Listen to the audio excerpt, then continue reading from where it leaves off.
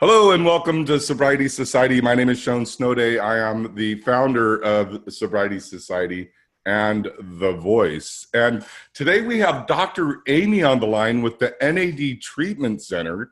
And this is a real treat because out of all the people I interview, I have never interviewed anyone that is even familiar with NAD. I can barely even spell NAD. So welcome to the podcast, Dr. Aimie.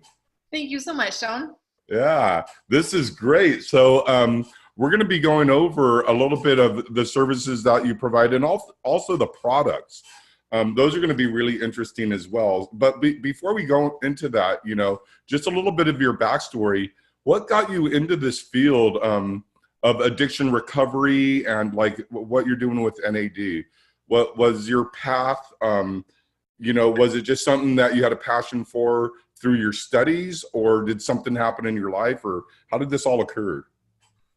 Yeah, I would probably say that my story is different in that I didn't discover NAD at first, and it's really been, even in terms of addiction and recovery, probably a different story than maybe most people have. When I was in medical school at Loma Linda, I adopted a son out of the foster care system. And he was 4 at the time when he arrived to my home. And I assumed that just with love and a stable home that he would be fine and he would be adjusted and he would grow on to, do great things. Right. And that was not the case. That is not what happened. And so it was that experience that really led me to look into and understand childhood trauma. What is that? How does that affect our brain? How does that affect our body? And obviously, most importantly for me, how do I help my son heal? Yeah. What is needed to actually make a lasting change in what was going on? I was taking him to all of the therapies that they recommended, taking him to the child psychiatrist, and they were recommending medications. And I'm like, no, we're missing something. And the therapies aren't helping. And so he's getting older, he's getting bigger. I feel like I'm losing time, and things honestly were getting quite scary because he had severe attachment and trauma issues. And so there was a lot of rages, a lot of temper tantrums, and he would quite frequently try to hurt me physically. He did try to kill me at times. And so I felt the pressure then to get answers. And that really was what then threw me into this whole thing, because as I learned about childhood trauma, what I now know is attachment trauma and how that affects our nervous system, then I saw all of these chronic conditions and medical conditions from that lens of the nervous system and having imbalances in our nervous system and having these trauma patterns that show up in our health and in our brain as moods and personalities and even addictions and chemical dependencies. And so I started to see all of my medical training through that lens, and it really changed how I saw health and medicine, and then obviously treatments. And so that's where I started, was then approaching addictions and chronic conditions, especially chronic pain, fibromyalgia, as, these are just imbalances in the nervous system. And we need to figure out what we can do to bring the nervous system back into health, back into balance. And then voila, like things just magically flow when our biology is optimized like that. So like you were kind of describing me as a child. Yes, this is true. I wasn't going to say it, but I'll let you bring it up. Well, yeah, it was like literally. Yes. For me, I was in military school for elementary, youth camp for high school, lockdown as a teen. Right. So, put behind 4-inch bulletproof glass as a teenager. Yeah. And it took a lot. And my mother was a Kaiser nurse, right. And I was in child therapy, at 7. Right. And they just tried all these things. There wasn't much medication back then. I don't know. It was the 70s. Right. But now, so was all of this before you became a medical doctor, or as you were doing your studies? It was during. So Yeah, I adopted him just as I was entering my 3rd year of medical school. right. And so it was kind of parallel, like seeing all these patients, because the 3rd year of medical school is where you start actually being in the hospital and doing a lot of the clinical work. You're out of the classroom. And so it was this parallel that was happening between my home life and then in the hospital, and Yeah. so many similarities, and realizing, wait a second, this isn't a medical problem. I mean, it is, because we're talking about the nervous system, but how we're addressing it is Right. not the right way, because it's not dealing with the underlying imbalance in the nervous system. And that's a great segue to what I want to talk about is it's the approach. It is all about the approach, Sean. Yes. And, you know, it's really like, I think every parent struggles with this, Yes. or loved one. And it's like I remember with me, and I shared this the other day, you know, I looking in the mirror and going, what happens to my mother's son, you know? And my mother did everything she could. Right. You know, like I said, she was a Kaiser nurse, so she had the doctors and all that. She had access to all that. Right. But for me, I was like, well, what happened? And I was lucky enough, you know, to get some help in my teens and in my 20s. Yes. To where, you know, I could actually make it past 30. So let's explore that a little bit. So then that's what it was like. So what happened was you started, you know, doing some research. So tell me a little bit about your research and how you discovered what you're doing now. What was that process like? Right. So at the time, this was 2008, and there were not many resources or information about attachment trauma at that time that I could find. And so I started getting my hands on anything that I could, both in the medical literature and then in terms of just what's out there on the internet. What are other people talking about? And there were lots of stories that I would find of parents who had adopted their children from like Russia, places where their children had experienced obvious hardship and trauma and neglect and possibly even malnutrition and other very harsh conditions as an infant. And then it just led to one thing after another, right, Sean? Like you learn this piece, and then that kind of takes you to the next resource and the next person, until I had this big picture of, okay, well, what is necessary for the healthy development of a nervous system as a child? And what are the lasting consequences? At this time, a lot of the ACE studies were starting to be published and to be more well known. And that made a lot of sense to me, because I was seeing it in my home where, yes, with what's going on with my son, even though he's now in a good home, what I'm seeing is that he could very well, I could easily see him going into addictions, needing to be incarcerated at some point in his life because he just was out to hurt people. And it made a lot of sense then when all of the studies started to come out in terms of, and these are the health problems, and these are the social health and the public health problems.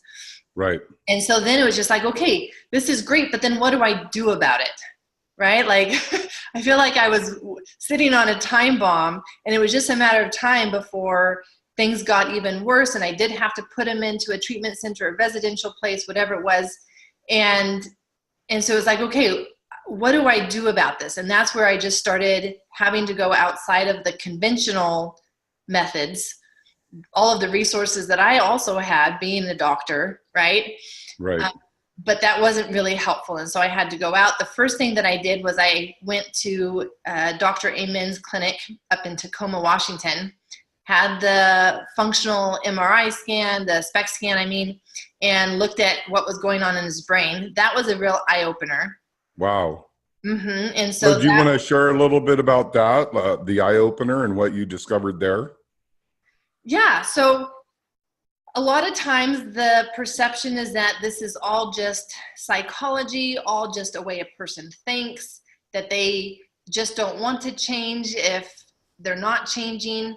And so it's seen more just as their personal choice to be acting this way, rather than this is their biology, this is the way they're wired, this is what their default biology says for them to do.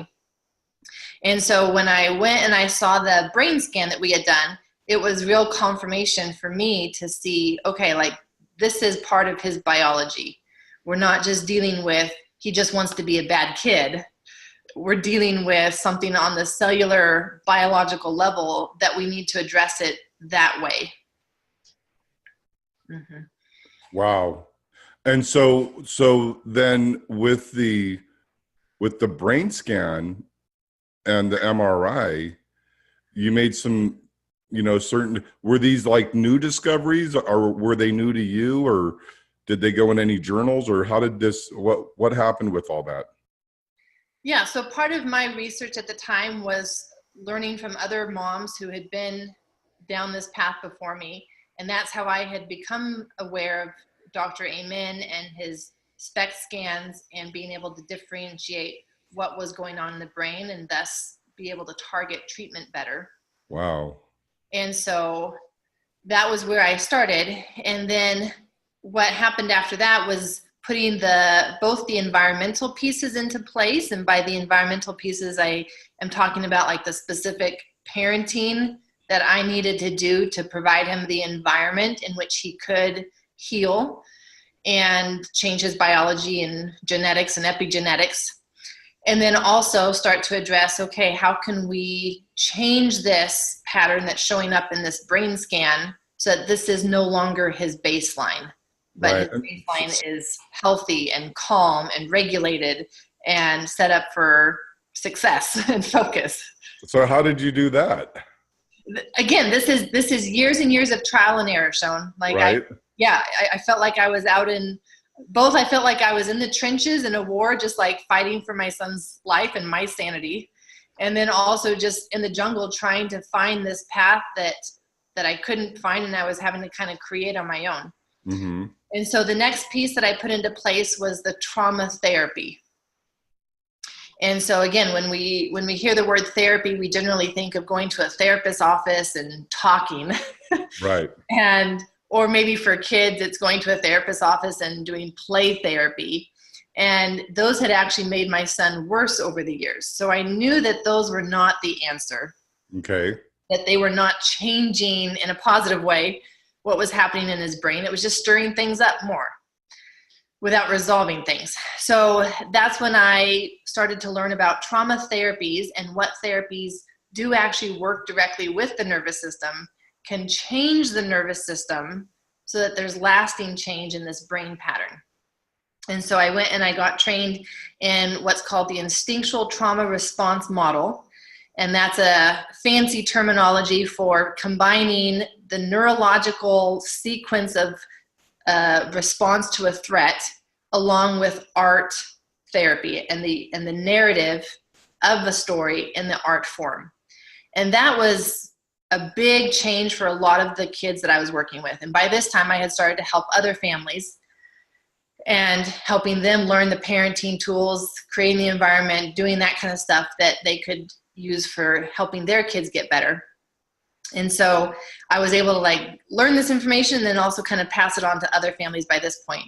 And that was finally the last piece that my son needed to heal. And so thankfully, like at that point, he's 9, almost 10 at the time. And he had his like huge, everything changed over a week. All the pieces came together. He was a completely different kid, actually was very caring, was very thoughtful, wanted to make things up to me. And it was a completely different son that I had in over a week of that trauma therapy. Wow. And yet, trauma therapy wasn't the only thing that worked for him. It was just the last piece that he needed to actually change the wiring of his nervous system. Everything up until then that we had done kind of laid the foundation for that piece to be what he needed then. So now you used the word art. I did. And the thing is this sounds to me like you're dealing with creatives. And I actually collect art. And I'm also a musician, and I get lost. Now I get all emotional. But anyhow, so by the way, I get emotional on these podcasts because we're saving lives. We're making a big difference in the world, and our mission is to help everyone on the planet that has a challenge with addiction Yes. to overcome those challenges and find their path and passion to helping others. And so what does art, in the context of the word art, what do you mean by that? Right. That's a good question. I'm glad you're asking it, because this is part of what it takes to change those wirings in the brain that have been stuck in survival mode for so long. Mm-hmm. And so when we talk about something, when we talk about a story, talk about a memory, or we're using the frontal part of our brain, that frontal cortex that's kind of centered here in your forehead, and it never reaches the deeper emotional parts of our brain unless we allow it to. Right. But just talking about something, it's limited in how it accesses the more emotional parts of our brain, which are called the limbic system. And so when we use creative arts, that bypasses that frontal cortex and gets directly into that more emotional part of our brain where all of our trauma is stored. Mm-hmm. And so we have to access those parts of the brain to rewire that part of the brain. And so when we're using things like art, where I'm not just giving you, you know, A, B, C, and then this happened, right? Like this, like I'm creating a story for you, and I'm putting in this story what the sun felt like on my skin that day. What smells was where I have the wind, was it blowing? Like what was, you're putting yourself back in the emotional context of the situation of the day, of that moment, where you would have then felt that startle, that threat, and then what happened? And then what did you do? And then how did your body respond? And then usually with a trauma, there was a part of you that shut down, that just overwhelmed your nervous system and its ability to respond and to stay present and grounded and feeling like you could handle this. Okay, so then what did that feel like? Well, I couldn't really feel my legs. I felt like I was kind of in a daze. And okay, so draw that, like draw how you felt in your body, draw how that felt. And so that's what really accesses the nervous system and those emotional parts of our brain where the trauma is stored. And that's why when we're talking about trauma, cognitive behavioral therapy will always be limited in its ability to affect lasting change. We're able to change some habits with cognitive behavioral therapy by willpower, by, you know, that type of conscious decision, but the unconscious stuff will never be changed by just talking about something and doing talk therapy. Right. Yeah, this is great. You know, I've done work where it was writing, it wasn't but there's something about the mind to the hand. Yes. Or like the physical, exactly, placing it on paper, yeah. or getting it out there in some creative way. Exactly. And so are there other ways besides like painting the picture? Are there other ways that, or other approaches that you use, like writing a story or a poem or a song or something to that effect? Is there anything like that? There are lots of stuff that we can use. That was what I first learned, and okay. I saw it making dramatic changes. And so I knew that, wait, there's something to this, and I need to go find out what's there. Right. And then that started my whole journey and process in learning trauma therapy. So here I am, you know, like by now I'm an MD, I'm a physician, and I'm in learning with counselors and therapists about trauma therapy. Right. And because I saw it working. And so what we're finding is that there needs to be this sequence for the brain to go through in order to rewire and process what happened. So sometimes when we just write a story or we just write a song, if there's no resolution to it, then there's no rewiring of it. But there's a specific biological sequence that happens in our nervous system in response to a threat. And we need to allow our body to go through that process again in order to this time complete that process and actually resolve it. And then when we resolve it, it's like this huge weight falls off our shoulder because our brains can now relax and know on a visceral gut level that threat is over. I'm okay now. So how do you achieve that? So for some therapists just use this instinctual trauma response model and the art narrative story. And it's a very powerful process. And there are some people that will take you through this whole week-long process. Mm. After that, though, I started learning more about the nervous system, right? Because that's really what that therapy focuses on. So then I started learning more about Stephen Porges and the dorsal vagal theory and this freeze response. And I started seeing that in these trauma patterns that I was working with in adults and kids, especially with attachment trauma. So then I said, okay, well, how do I work more with this freeze response and rewire this so that they're not continuing to act this out in their life? That led me to Peter Levine's work with somatic experiencing trauma therapy. And that's another trauma therapy that works directly with the nervous system. It uses more of the body sensations rather than putting it out on paper, but it's the same sequence of letting your body, your brain, your nervous system go through that sequence of, okay, there's a threat. What do you feel in your body as you respond to that threat? And now what does your body want to do? Oh, it's tending to shut down already. Okay, well then let's shut down and let it complete that process this time, rather than kind of stopping that process, stopping that cycle midway and never completing the survival response. And so it's like it gets stuck in the nervous system when we don't allow it to complete. Well, there's a thing that I have said for years. I'm in my 18th year of no depression with no medication. I don't recommend that to anybody. And I say that every time I'm not a medical doctor. And I think it's against the law to prescribe medication in California without a medical degree or something like that. This is true. But I think it should be a felony to unprescribe medication as well. Mm-hmm. It's very dangerous. I see people doing it all the time. Mm-hmm. But I have a saying of, I'm depressed. I shouldn't be depressed, which makes me depressed. Yes. And that's kind of what you just said. Yes.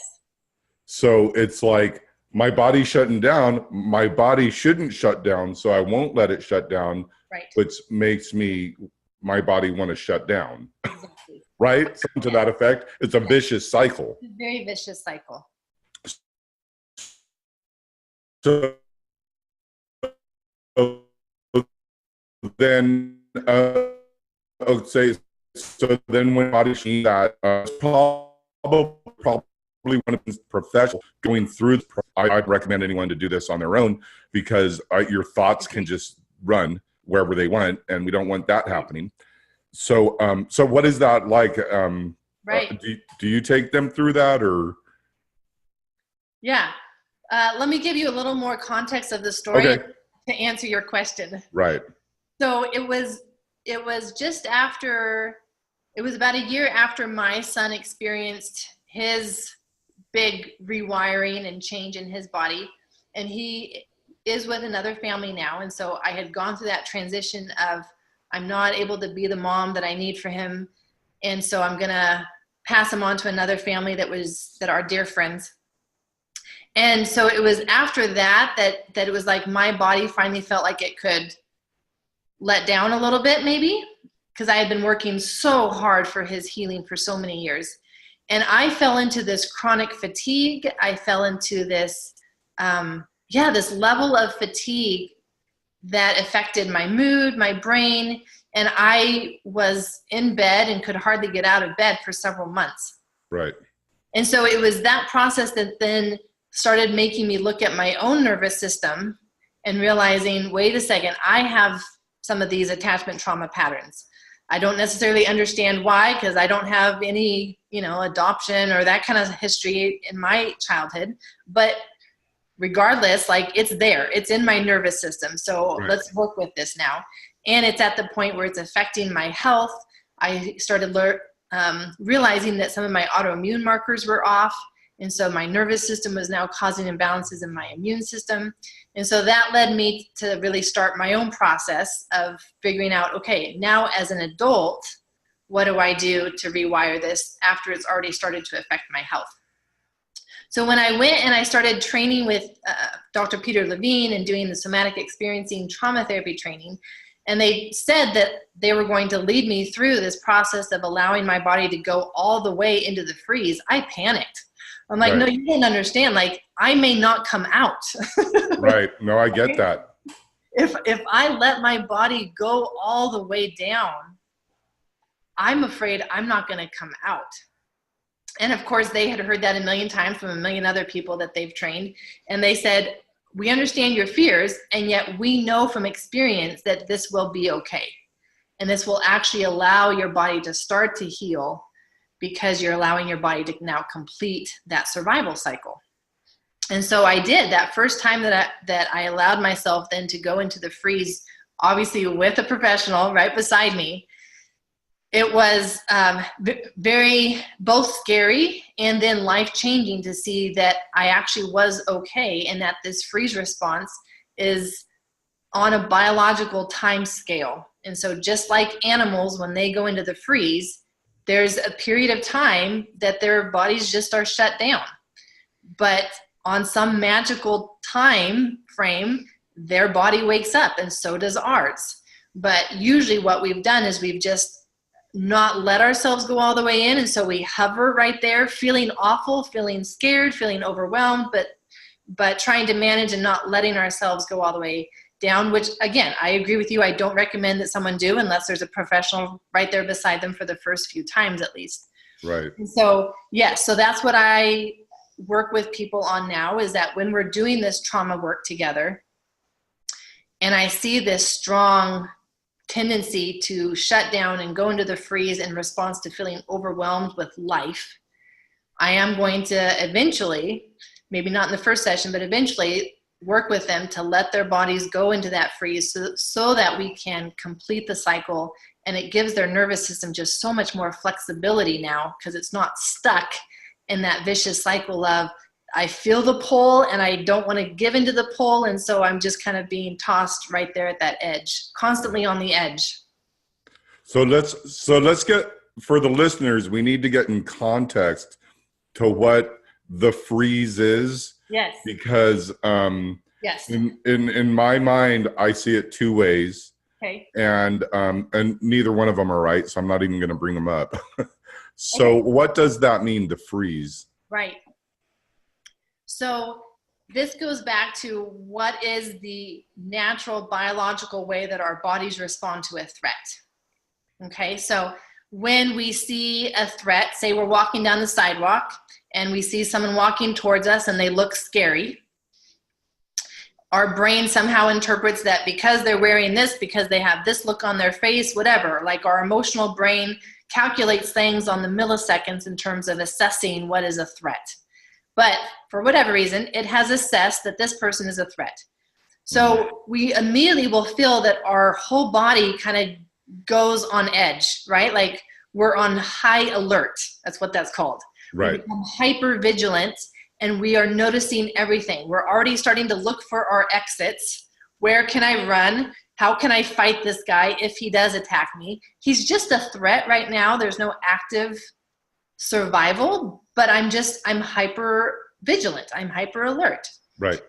If that does turn into an actual threat, then that's where this massive surge of energy rushes down our sympathetic system to all of our muscles, and we are fully engaged in protecting ourselves. Now, what happens though is if he is too big, too strong, too fast, too whatever, and we are too small, too tired, too under-resourced, whatever that is, then our body, our brain is going to say, you know what? Trying to fight this guy, trying to run away is not going to be actually effective in helping us survive the situation. The best thing is going to be just to give in, give up and give in. This is the same thing that happens in the animals, when they're running from the cheetah and the cheetah pounces on them. And before the cheetah has even killed them, they've already gone limp. Like they've already given up. They've already given in, which is a very effective survival skill, especially for those children who have had attachment trauma, because when they're in that state of, I give up, I give in, I don't care anymore what happens to me, there's this numbing effect that happens. Mm-hmm. And this is where we start to get into why these people then tend to have addictions, especially with the downers and the pain pills, the opiates, the alcohol, because it's that same feeling of being numbed. I don't feel the pain as much. Right. He can stab me and I really don't care right now. Right. And we start to hear that language of, fine, do whatever you want, I don't care. That's the language of someone who has gone into this chronic freeze state.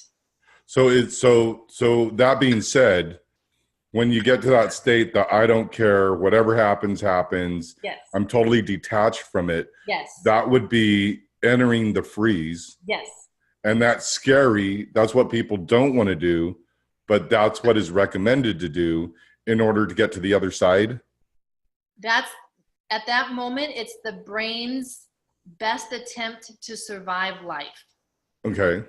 When they feel like they have no power, no voice, no choice, well, then I just won't care. Right. Because otherwise I'm just going to get hurt more. And then someone walks you through this process. Yes. So then that's when, if you're noticing that you have those tendencies to have those thoughts and feelings of, I don't care anymore, I'm just kind of living, going through life detached, in a daze, I'm just existing. I'm not really alive. I'm just existing. Right. And that's the person who's in the chronic freeze state, and they need to work with someone who's a trauma therapist and can work with their nervous system to help pull them out of that chronic freeze state. The freeze state is not actually that they're frozen. Right. Yeah. They don't actually go paralyzed. They right. detach. And so then is it, and you've been through this state. So is there like a feeling, a body feeling, an emotional feeling, a thought that occurs that you experience? It may be different for everybody, but what are some calming words of wisdom that you could bring to the listeners so that it eases any fears that they may have going through this process?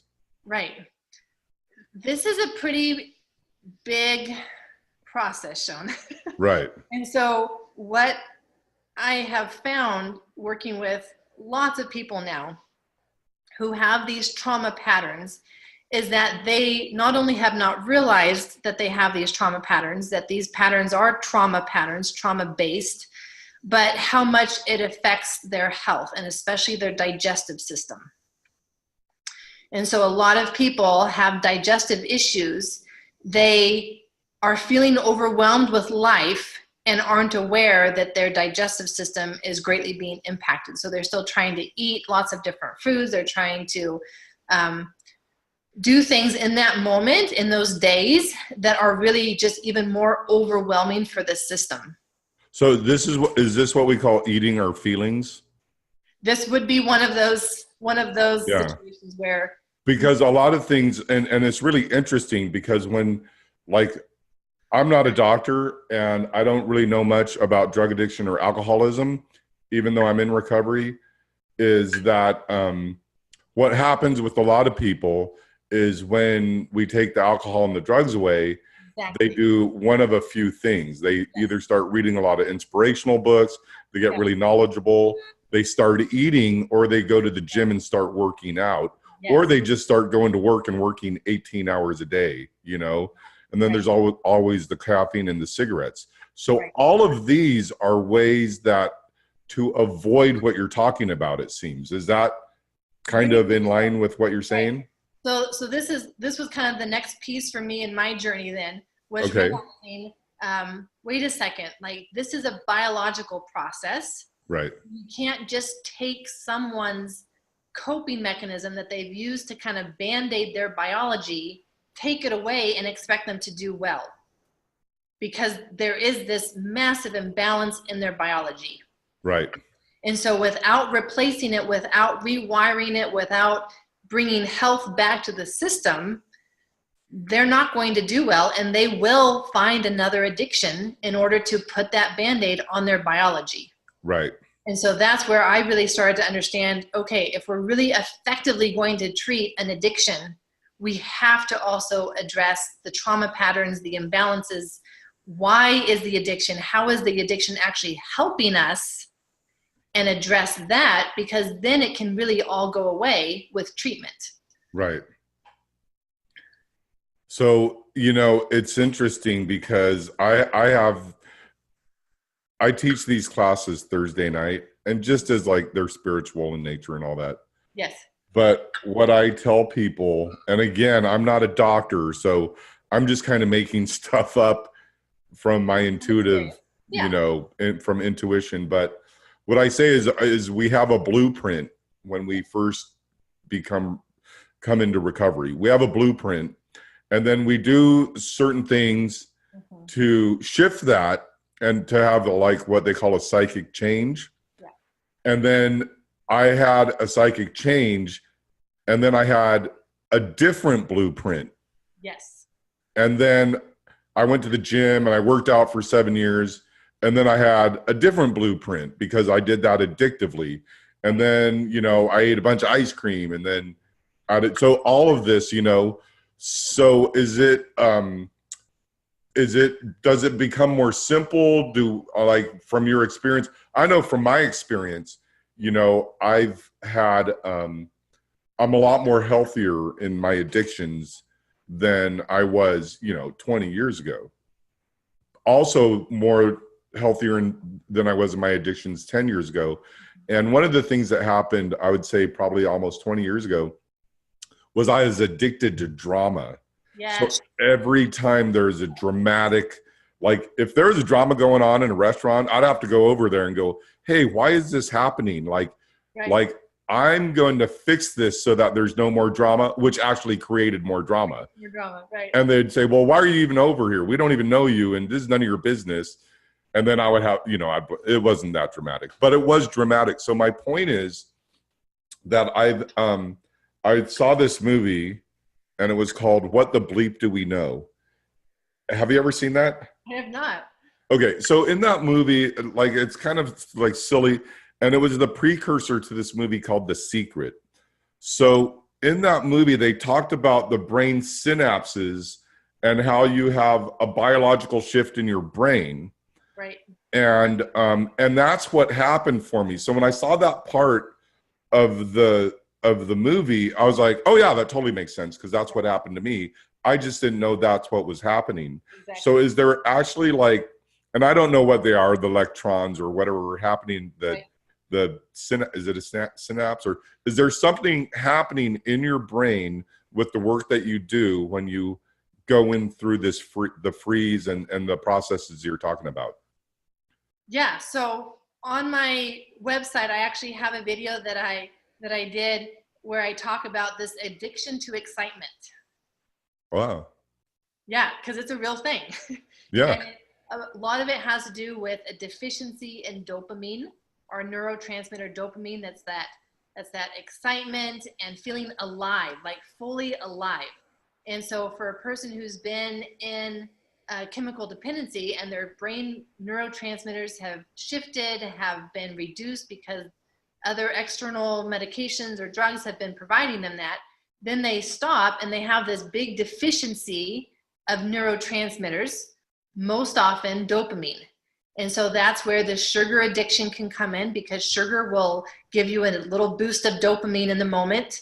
It'll give you the energy crash later on, but in the moment, caffeine and sugar is going to give you a little boost of dopamine. So is that good or is that bad? Well, I'm going to say that that's bad. Okay. Because it's because then what happens is that we get used to going to those things for dopamine. Right. And that's not healthy. Okay. Right? Because then that's when we also then start to go to the gym and exercise, because that exercise will give us dopamine. And so in a short term, it's okay. But if we're not careful and don't have the structures in place, then we tend to just continue that as a pattern long term. And that's what's not good. Right. And so that's what happened with me. Right. When I went to the gym, it was like, okay, well, now I'm just going to go to the gym 4 hours a day and have no life. I mean, I'd wake up in the morning and I'd run 5 miles, and then I'd work out, and then I'd go to work, and then I'd come home and I'd run another 5 miles, and then I'd work out. And it was just ridiculous. It was an addiction. It wasn't It wasn't healthy. But when we're looking at it in terms of your physiology, your biology, right, it was what you needed in order to feel well. Right. But yes, I mean, that's what happens. If we're just putting a Band-Aid on something, it's going to have to be on the level that is not healthy if we're not addressing the underlying issue and getting it back to a balance. Right. So a lot of the attachment trauma also lends itself to a dopamine deficiency. So I want to say that you said if you're just putting a Band-Aid on something, right, and that something that you're putting a Band-Aid is attachment trauma. Ultimately, yes. Okay. Mm-hmm. Yeah. And it manifests in different ways, including addictions and substance use, but there's also other things, behavioral addictions, workaholism. I mean, there's so many different ways in which it can show up in a person's life, but ultimately, yes, this Band-Aid is on the imbalance in the nervous system as a result of trauma patterns that are most likely there from childhood. That should be the name of your next book, The Band-Aid on the Imbalance of, what did you just say? The Band-Aid on the imbalance in our nervous system. We'll come up with a cool title, but I like the way you're thinking. Or at least it could be a blog post. Yes. So then through with the dopamine and like going through that, right, and there's probably more steps to take, more action to take, or non-actions as well. Yeah, where we are supposed to get dopamine from is from relationships, healthy relationships, not drama, Sean, not drama, healthy relationships, right? Oh, now you tell me. So that is part of the process of healthy development during that first year of life, where an infant, when they are connecting with mom, when they're having eye contact, they're having those peekaboo and those moments of like, you know, like where I mean, you can see it, like baby gets kind of like, oh, mom, or, you know, it is that those moments of excitement, that's a dopamine rush that the infant is getting while it's connected in relationship with its mother. Right. So when that goes wrong, when that process does not happen as it should, then there's always this tendency to need to get dopamine from outside of a healthy relationship. Yeah, that's really interesting because my dad's a doctor, my mom's a nurse. My dad's not a medical doctor, but he's a doctorate. Okay. And my mom's a nurse, and my parents were wonderful. Like my mom was my best friend. Right. She was a fantastic mother, sure. Always positive. I never saw my parents argue ever in my life. Did they ever argue in front of me? But they did get divorced when I was 7. Okay. And that's when I got sent away to like military school and all the other things. So, I mean, those could be traumas. I'm sure we all have different traumas, but getting back to the dopamine and the child, I kind of want to know a little bit about, you know, as we get older, when we're 4, when we're 9, right. You know, even as adults, I mean, is there things that, different stages where acquiring the dopamine in a healthy way through relationships where it's different or ways to look at it? I don't know if that's a great question, but. So what I have found is that a person coming out of an addiction where right. they have not been getting dopamine from healthy relationships, right. been really a lot of times disconnected from healthy relationships. What's really needed then is to have that structure of sobriety, the structure of a program like the 12 steps, not necessarily, you know, doesn't have to be the 12 steps, but right. for many people, the 12 steps provides them that structure in which they can not go out and do other unhealthy behaviors, and they start to form healthy relationships. They learn how to talk in a healthy way. They learn how to have a healthy communication. They learn these relationship skills that they have to have in order to have healthy relationships, and then they start to get the dopamine from those healthy relationships. Because otherwise they get stuck in that pattern of, well, I need dopamine, so I'm going to go create drama, or I'm going to go, fall from the sky, or, do other high risk activities to get dopamine, or I'm going to find another addiction. Right. We need dopamine. It's interesting because of the fellowship in a 12-step program is, it can be very dramatic. It can. Or it can be very kind and loving. And for me, I mean, I've been in there since I was a teenager, so that's a long time. But the thing is that there was, one of the things I learned in early on was no as a response, not a denial. So if I asked a girl, hey, you want to go for a cup of coffee? No. Oh, I'd go home. Oh, she hates me. I thought she was my girlfriend. I sat next to her in a meeting, even though I didn't know her name, like you get all this. Right. I'm just kidding, but that's how guys think in AA. Oh, she looked at me, therefore she's my girlfriend. Anyhow, enough of the joking. But the thing is that that you start learning how to react and interact within the fellowship. But now you can find that anywhere. You can find that at church, at the mosque, in the temple, and also there's other types of, the Boy Scouts or Girl Scouts or camp, anything like that. Yes. You can find that, but there's also the drama in all of those things. The reason I know is I got very involved in a church, and I got very involved with the drama of the church and the politics. Right. And I actually had my heart broken in there. Right. And where it was a physical feeling. Yes. So I don't want to talk about, the broken heart and the physical feeling, but that probably is part of a dopamine. It probably has something to do with this a little bit, right? It has everything to do with this, Sean. Oh, okay. Right. And that's where I really come back to whatever a program is that the person chooses, it needs to have structure. Right. Because especially coming right out of an addiction, the way the brain still thinks is, how can I get away with stuff? Right.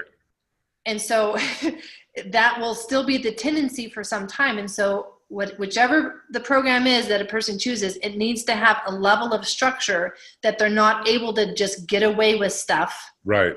But there's a high level of accountability and honesty. And so that's where working with a sponsor or having a mentor or an accountability partner, or whatever you want to call it, can be really helpful, because you don't even notice when you're falling into those old tendencies, because this is just, it's really helpful then to have someone else come beside you and say, no, right, we're not going to do that anymore.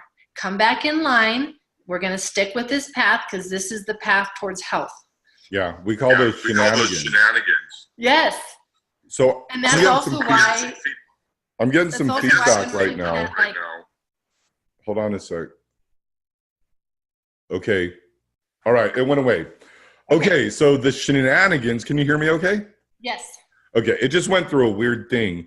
Okay. So I'll probably just leave that in the podcast, because it's okay. It just happened for about 20 seconds. However,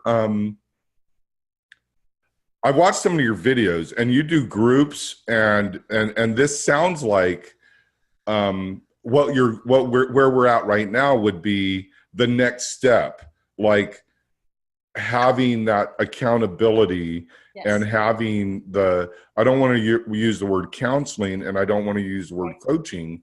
Right. I don't know what word you use, but is that part of the next step that you're talking about right now? Very much so. And I would say, especially as we start trauma work with somebody, this is a very vulnerable and scary time for them, right? This is stuff that they have buried deep, they didn't want to bring up. And so as we start to do trauma work with somebody, having accountability, having a group, having that structure is so vital to them being successfully able to go through the process and not resort back to old behaviors, old shenanigans, Right. out of those feelings that come up with trauma work. So we're at the top of the hour, but I think we really need to continue this in another podcast. I don't know if you're open to that, but this right now where we're at, I think is really the next level of living a powerful life on the other side of attachment trauma. Because once we go through everything you talked about now, then the healing is just beginning to start. I have a saying that I was scabbed from the outside in, so I had to heal from the inside out. So Right. we're just talking about the dealing with the inside so that we can actually, function. The name of this podcast is Sobriety Society, and how do we function in social situations? Exactly. And I think, is that what your groups are about? Very much so.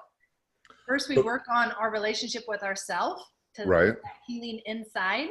And then we, say, okay, how do we apply this to our relationships in the world, to our, relationships with our family? Let's get really practical then about this.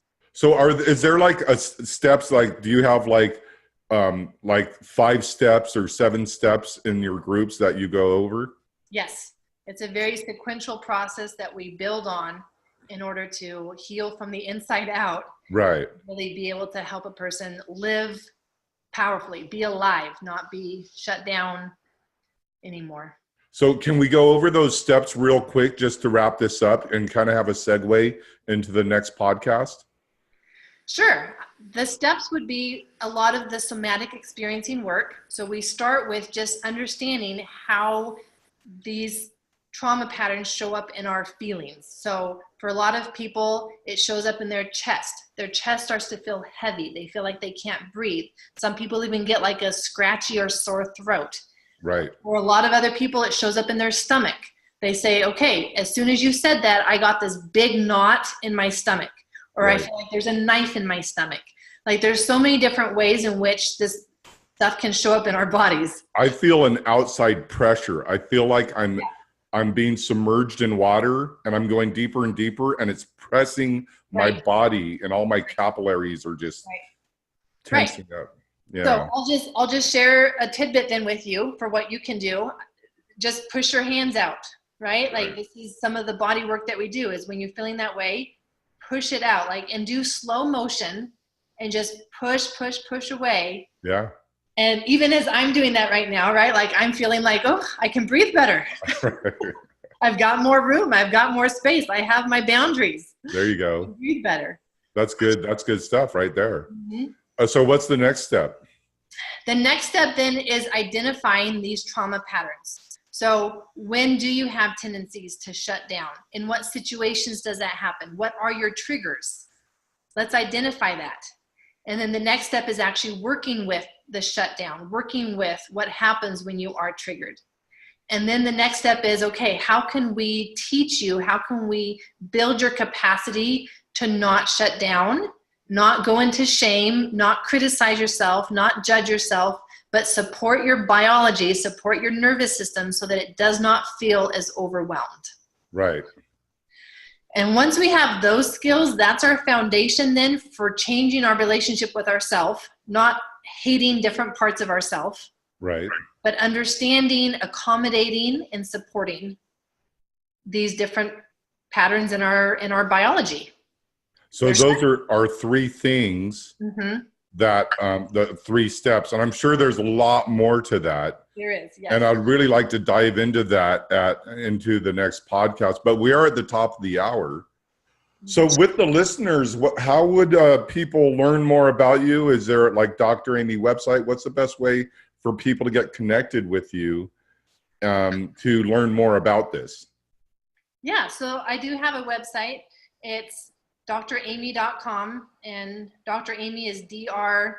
and then I spell my name Aimie.